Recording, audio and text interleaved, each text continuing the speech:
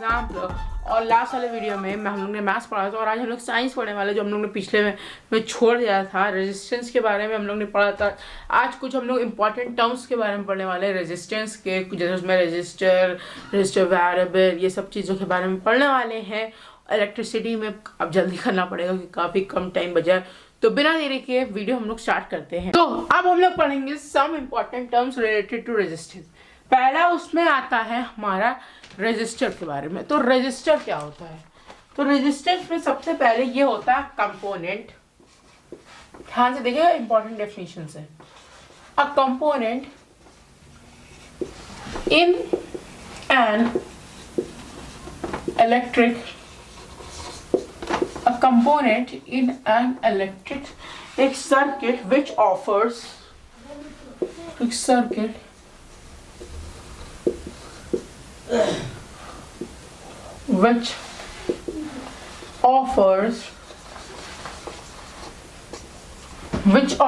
resistance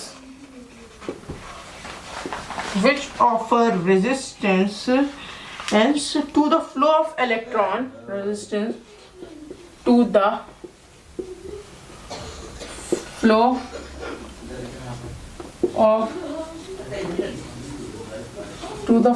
of electron constituting electric is known as resistor. Constituting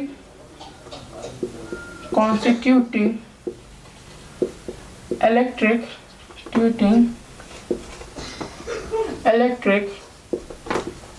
is known as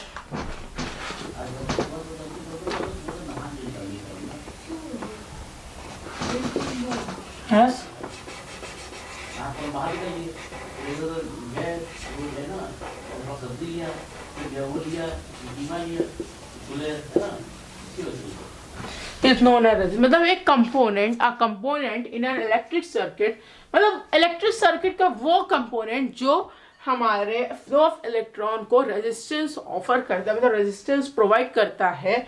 constituting electric is known as resistor. मतलब electric circuit का वो part जो हमारे electron को जो flow होते हैं ना, इलेक्ट्रॉन्स के फ्लो होते हैं, इलेक्ट्रिक का चार्ज के फ्लो होता है, तो उसको जो रेजिस्टिविटी, मतलब वो मटेरियल जो उस करंट को, फ्लो ऑफ इलेक्ट्रॉन को झेल सकता है, मतलब सीधे भाषा में रेजिस्ट कर सकता है, उसी को रेजिस्टर कहते हैं। शब्द ही सबको पता चल गया होगा। अब इसी में नेक्स्ट चीज है हमारा, ये हो गया रेजिस्टर। अब सेकेंड है उससे पहले आपको एग्जाम्पल बता दें तो कौन कौन से मटेरियल्स होते हैं। जैसे पहला होता है, आपने निक्रोम के बारे में सुना होगा, और मैग्नीशियम।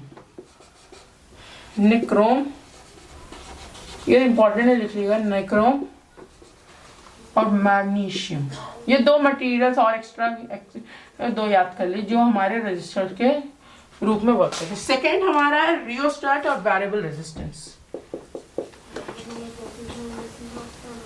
रियोस्टेट / वेरिएबल, इनको दोनों रियोस्टेट भी कहते हैं, वेरिएबल रेजिस्टेंस भी कहते हैं। इन सब के मार्क्स, मतलब इनको कैसे डिनोट करते हैं मैंने पिछले वीडियो में बताया था, जो काफी हफ्ते पहले आई थी, देख लेना। अब रियोस्टेट और वेरिएबल रेजिस्टेंस, ये क्या होता है? It is a variable resistor which is used to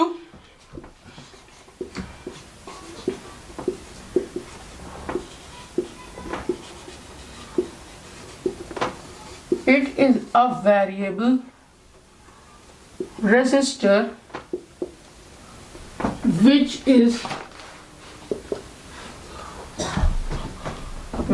is used to control the flow of electron, flow of electric current। So the flow of electron भी कह सकते हैं, इलेक्ट्रिक करंट लिखिए, तो flow of electric current by manually increasing or decreasing, by manually increasing or decreasing, और decreasing. Okay, इसी को कहते हैं रियोस्टेट या वेरिएबल रेजिस्टेंस। मतलब कि ये एक वेरिएबल रजिस्टर होता है। मतलब हम लोग ने रजिस्टर के बारे में पढ़ा था, जो रजिस्ट करता है इलेक्ट्रॉन के फ्लो को, और ये होता है जो रजिस्ट तो करता ही है, वेरिएबल रजिस्टर कहते हैं, क्योंकि ये इसको अपने हिसाब से मतलब जितना जरूरत है उसको कंट्रोल करके डिक्रीज, मतलब जैसे 50 फ्लो ऑफ इलेक्ट्रॉन की जरूरत है तो वो अपने आप को जैसे और 70 का फ्लो हो रहा है, एक्सेस फ्लो हो रहा है, तो वो उसको कंट्रोल करके मतलब इंक्रीज या डिक्रीज करके 50 पे ला सकते हैं, तो वही वेरिएबल रेजिस्टर रियोस्टेट को कहते हैं। अच्छा, जो वेरिएबल रेजिस्टर जो कंट्रोल करता है फ्लो ऑफ इलेक्ट्रॉन को बाय मैनुअली इंक्रीजिंग और डिक्रीजिंग, तो उसको कहते हैं रियोस्टेट या वेरिएबल रेजिस्टेंस। ओके, अब नेक्स्ट है हमारा गुड कंडक्टर, पुअर कंडक्टर। सबसे पहले गुड कंडक्टर, बहुत से लोगों ने गुड कंडक्टर के बारे में पढ़ा हुआ, लेकिन इसमें है तो मैं लिखवा देता हूँ। गुड कंडक्टर, गुड कंडक्टर होते हैं, गुड कंडक्टर वो होते हैं जो a material which offers low resistance to the flow of electron, a material which offers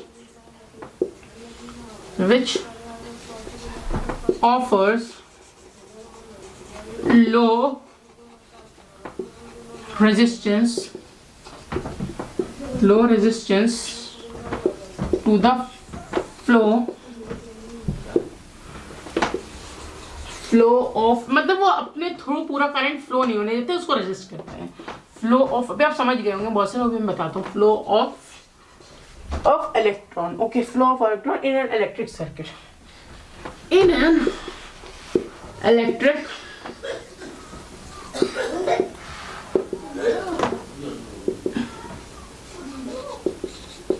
मतलब गुड कंडक्टर वो मटेरियल होता है which offers low resistance to the flow of electron। और समझे, अब मैं एग्जांपल बताता हूँ। इनके एग्जांपल में होते हैं है हमारा silver, copper, aluminium, etc. Silver, copper, aluminium etcetera, sulphur, copper, aluminium etcetera, ये रियोस्टेट मतलब गुड कंडक्टर होते हैं। मतलब वो मटेरियल जो ऑफर करते हैं लो रेजिस्टेंस, मतलब जो करंट को अपने थ्रू ओवरफ्लो नहीं होने देते हैं और अपने थ्रू ओवरफ्लो उसको रेजिस्ट करते हैं। जैसे आपने सुना हो सिल्वर रेजिस्टर होता है, तभी तो हमारे सिल्वर, कॉपर, बहुत से लोगों ने पता हो सिल्वर, हमारे जो घर में वायरिंग होती है वो कॉपर की होती है, ताकि करंट कहीं और फ्लो ना हो जाए, आउट ऑफ फ्लो ना हो जाए, ओवरफ्लो ना हो जाए, तो इसको रेजिस्ट करने के लिए ये गुड कंडक्टर होता है सिल्वर, तो अच्छा एग्जांपल है। अब मैं पुअर कंडक्टर, इंसुलेटर बताता हूँ। अब नेक्स्ट पुअर कंडक्टर्स। अब पुअर कंडक्टर्स होते हैं अब material, a material which offer high resistance, which offers high resistance to the flow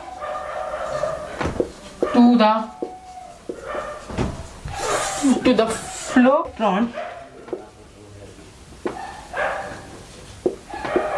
on in electric circuit,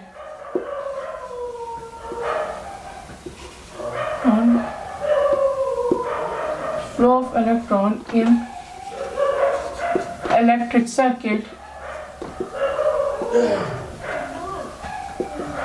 a material which offer high resistance to the flow of electron in electric circuit, for example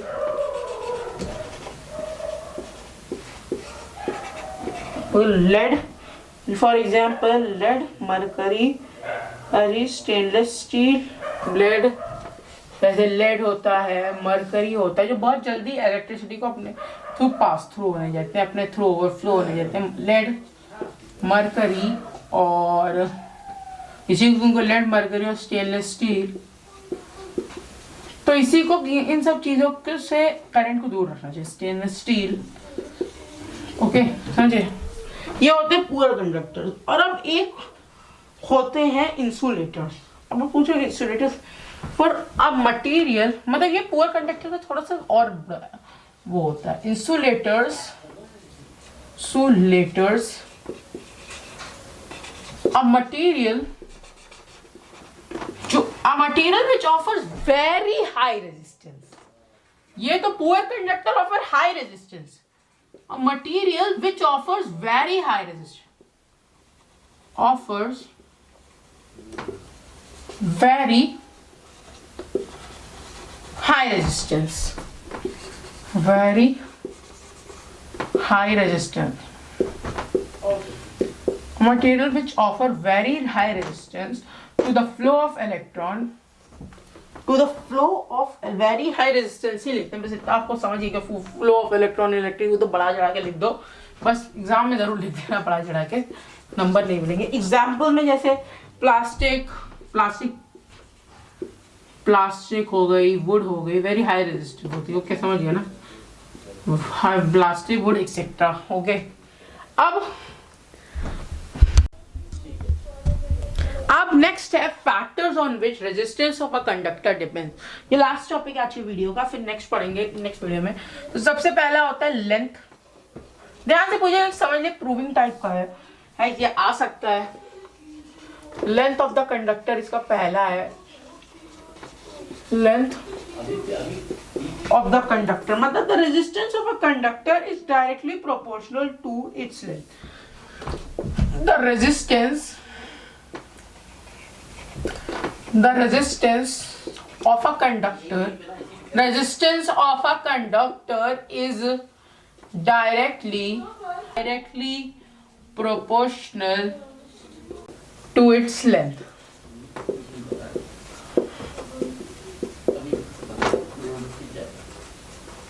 Of a conductor is directly proportional to its length, मतलब resistance को हम लोग R से denote करते हैं, R directly proportional to L, okay. इसको हम लोग मान लेते हैं इक्वेशन 1, ध्यान से देखिएगा, इसको मान लेते हैं इक्वेशन 1। अब सेकंड है area of a cross section. अब सेकंड हमारा area of a cross section of a conductor, area of a cross section of a cross section of a conductor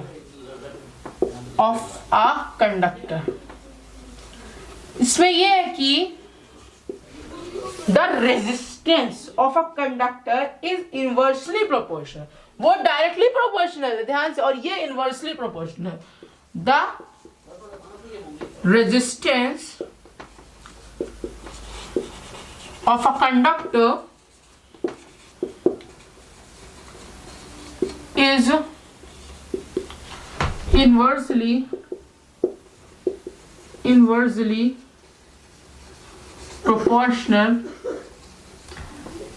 proportional the length of the resistance of a conductor is inversely proportional to its area,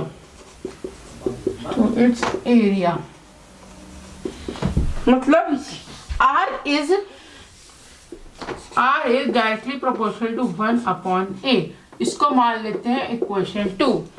अब हम लोग combine equation 1 and 2, combine equation 1 and 2, तो ये हो जाएगी, अब combine in दोनों को कर देंगे तो ये हो जाएगा हमारा R is directly proportional to L/A, okay.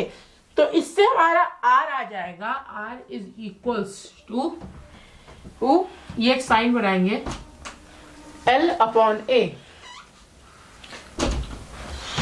ठीक है, L/A। अब ये साइन आप पूछोगे तो इस साइन को हम लोग कहते हैं रो।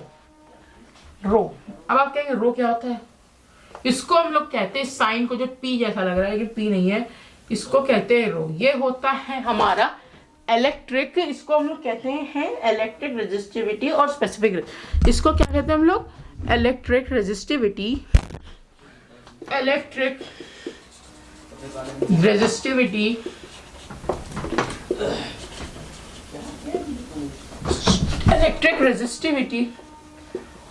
और स्पेसिफिक रेजिस्टेंस, मतलब इस R रो को कहते हैं हम लोग। तो ये सब पूरा इसी तरह से अगर आंसर क्वेश्चन आ जाता है तो पूरा इस तरह से लिखेंगे तो मोस्ट प्रोबेबली आपको फुल मार्क्स मिलेंगे। इसी तरह के पॉइंट्स में लिखेंगे तो और अच्छे रहेंगे आंसर्स अपने, ओके। तो ये था हाँ, factors on which resistance of a conductor depend, ये पूरा इसी तरह से लिखिए, एक बार देख लीजिए इसको अच्छे से, ये बहुत इंपॉर्टेंट क्वेश्चन है, आएगा जरूर। तो मैं आज का वीडियो यही एंड करता हूँ। हम लोगों ने रेजिस्टिविटी के फैक्टर्स, कुछ टर्म्स के बारे में पढ़ा, टर्मिनोलॉजीज के बारे में और फैक्टर के बारे में पढ़ी, डिपेंड, ये इंपॉर्टेंट काफ़ी है और उसके बारे में वो भी काफ़ी इंपॉर्टेंट। अब नेक्स्ट वीडियो में चैप्टर खत्म हो जाएगा, 2-3 हेडिंग्स और हैं वो खत्म कर दूंगा मैं, और फिर नेक्स्ट वीडियो से मैं magnetic effect of electric current, जो फिजिक्स का लास्ट चैप्टर है, केमिस्ट्री बायो। और मैं आज को यही करता हूँ, बस है तो लाइक करिए, चैनल को सब्सक्राइब कर दिया। आपको पता है मेरी शॉर्ट मूवी आने वाली बहुत ही जल्दी, 1 हफ्ते के अंदर आने वाली है, उसकी शूटिंग चल रही है इस साइड, फिर वो मैं आपको दिखा नहीं सकती, अभी पूरा वही सेटअप पड़ा हुआ है, बट वीडियो में देख लेना। मैं आज को यही करता हूँ, अगले वीडियो तक ऑल ओवर, बाय।